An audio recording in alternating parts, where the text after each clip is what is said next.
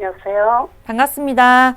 네, 안녕하세요. 네, 시청자님, 오늘 어떤 부동산 고민 있으세요? 네, 저는 네. 여유자금 한 4억으로 네. 서울 신길에 있는 그 내미안 에스티움 전세 안고 들어가면 어떨까 하고요. 전세 안고 매수를 전세 안고 네. 저기 사두면 어떨까 하고. 아, 네, 알겠습니다. 갭 투자를 고려 중이신 것 같아요. 네네. 딸이 좀 한 30대 후반에 있는 딸이 있는데 집이 없어서 제가 지금 엄마가 지금 알아보고 있는 중이에요. 네, 알겠습니다. 영등포구 신길에 있는 레미안 에스티움, 네. 딸의 집을 구해주시길 원하셔서 전세를 끼고 매수하면 어떨지 고민이신 것 같아요. 팀장님과 함께 이야기 나눠보겠습니다. 인사 나눠보세요. 안녕하세요, 시청자님. 안녕하세요. 네, 반갑습니다. 반갑습니다. 따님께서 무주택자여서 어머님이 좀 걱정이신가 봐요. 네, 걱정이 많이 돼요. 네. 그러면 지금 거주로 들어가실 생각은 아니신가 봐요. 전세 끼고 사신다는 거 보니까. 네. 언제 좀 들어가시려고요? 약간 딸은 조금 음. 좀 한 2, 3년 고생을 더 하다가 네네. 좀 3, 4년 있다 들어가라 하려고요. 아, 고생을 좀 더 시키시려는 거예요? 네. 일부러요? 네. 지금 여유도 어디 없고. 거주하시죠, 따님이? 지금 원룸에 있어요. 서울에. 원룸에 혼자 거주하세요? 네. 제가 봤을 때는 네. 과거 이제 부동산 서울 아파트 가격이 어떻게 흘러왔냐면요. 네. 떨어질 때가 됐을 때 혼자 힘쓰고 올라가는 데는 없었어요. 네. 근데 그럴지라도 적게 떨어지는 데는 분명히 존재를 했었거든요. 네. 그러면 역사상으로 봤을 때 가장 적게 떨어지는 아파트들이 어떤 아파트들이었냐면 신축이면서 소형이면서 네. 역세권에 있었으면 거의 조정이 많이 안 됐었어요. 네. 근데 지금 보고 오신 거는 해당을 하죠? 네. 네. 신축이면서 작은 거 보고 오셨을 거예요. 76제곱미터요. 76이 20평대? 제곱미터. 20평대 초반? 네? 몇 평짜리예요? 72제곱미터. 그러니까 72제곱미터가 평으로 따지면 한 21평, 22평 되는 거잖아요. 네. 요거 보고 오신 거 맞으시죠? 네. 자, 그러면 소형 기준에도 해당을 할 거고요. 네. 그리고면서도 신풍역은 앞으로 더블 역세권은 될 겁니다. 이런 식으로 올라가는 신안산선으로. 네. 자, 그러면 이런 아파트들은 사실은 사도 상관은 없다라고 보셔도 돼요. 다만 네. 전제 조건은 거주 목적일 때는 사도 조금 뭐 조정은 되겠지만 크게 흔들리지 않고 또 때가 되면 다시 올라갈 수 있을 거다라고 저는 생각을 합니다.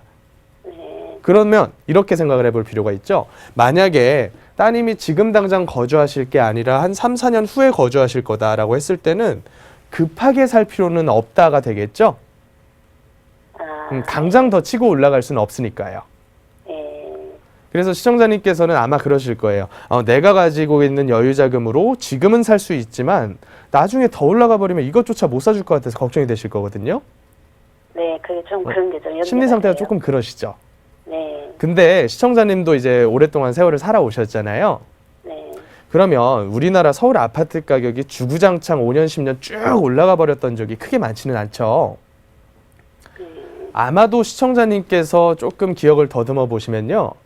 진짜로 옛날 시절, 뭐 80년대 혹은 뭐 70년대 요 정도 시절에서는 주구장창 계속 올라갔었어요. 근데 90년대 IMF 그 시절, 91년도부터 98년 IMF 때까지는 10년 동안 조정이 됐었고요. 그리고 나서 올라붙다가도 한 5년, 10년, 5년, 6년 올라가다가 다시 꺾여서 한 4, 5년 조정이 됐어요.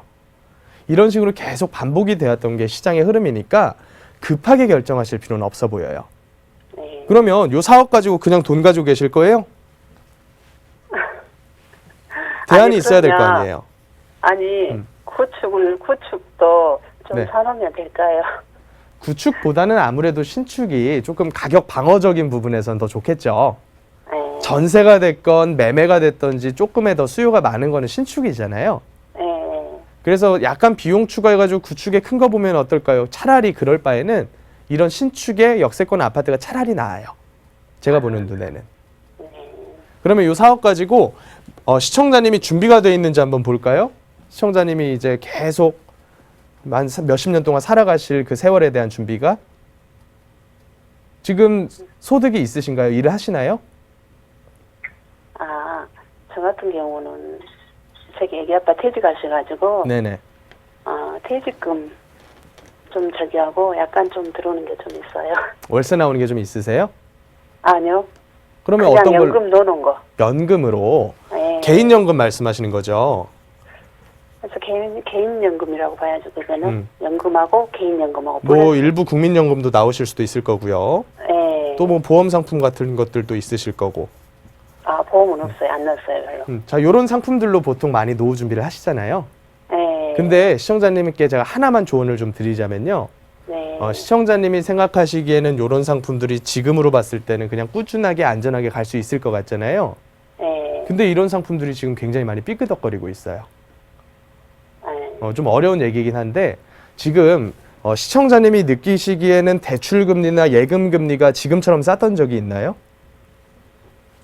별로 없었죠. 단 한 번도 없었을 거예요. 아마 시청자님께서 네. 살아오신 세월 중에서. 지금은 네. 거의 뭐 제로금리 하다시피 하잖아요. 대출금리조차도 3, 4% 되는 게 과거에는 없었던 정도 이자율이잖아요. 네. 근데 이런 형태로 계속 시장 이자가 낮아지면 낮아질수록 이런 금융상품들이나 장기 기간을 소유를 하는 상품들 같은 경우는 이 돈을 굴려가지고 수익을 내서 돌려주기가 정말 힘들어진다는 거예요. 네. 그래서 이것만 믿고 가시기보다는 요 4억으로 따님께 집을 사줄 수도 있지만 그 이전에 좀 자산 증식을 하신 목적을 달성시키면서 사주시는 게 어떨까 싶어요. 제 의견으로는. 제가 시청자님의 정확한 그런 상황 파악이 안 된 상태에서 그냥 일반적으로 많은 5, 60대 분들께서 생각하시는 그런 형태 상품들에 대한 조언을 드린 거니까 시청자님께서도 어차피 이거 급한 거 아니에요. 네. 신길래미안 사는 거 조금 기다렸다 사도 되니까 그 기간 동안에 어떻게 운용할지 한번 고민을 해보시자고요. 그리고 선생님 궁금한 게 또 하나 있는데요. 짧게만 할까요? 다른 분들도 해야 되니까. 네. 저기 강주 쪽에 전라도 광주인가요? 아니면 경기도 광주? 예, 전라도 광주. 전라도 광주요? 네. 예, 신축 분양권이 하나 있는데 제가 지방 지역들은요. 네. 따로 시장 분석을 해봐야 돼요. 제가 지방 거를 전부 다 전국에 있는 것들을 다 외우고 있지는 않잖아요. 예.